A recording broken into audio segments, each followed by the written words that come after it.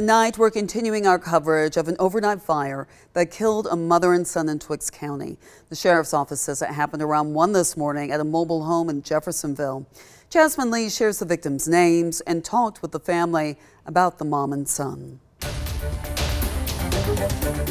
I'm here on Dell Street as we're hearing about a fire that killed a mother and her son.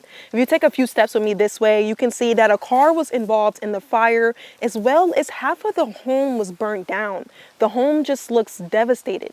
It was just shocking because I thought maybe it might have been an accident or something. George Thomas is the uncle to 41-year-old Sharika Thomas and her 5-year-old son, Zyron Simonton. My niece and my great nephew was inside the house. The fire was on, caught a fire, and they couldn't get out. They weren't able to get them out. The Twiggs County Sheriff's Office says when firefighters and deputies got to Dell Street, the home was in flames. The flames were extremely high, so it was unsafe for the team to enter the home. Fire Chief Sean Hart says it took around 10 minutes to tame the fire so crews could go in. We had to go into what we call a defensive mode due to the amount of flames that we had.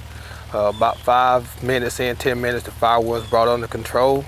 But unfortunately, shortly after that, it was discovered that we did have 2 victims here that were deceased. Thomas says his niece and great-nephew will be missed by the family. Some of them live just down the road from Sharika. Which is really close to me and my family. It was a great loss. Terrible loss.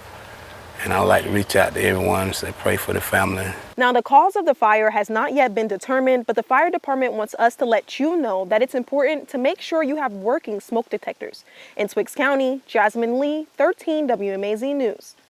The State Fire Marshal's office is investigating the cause of the fire.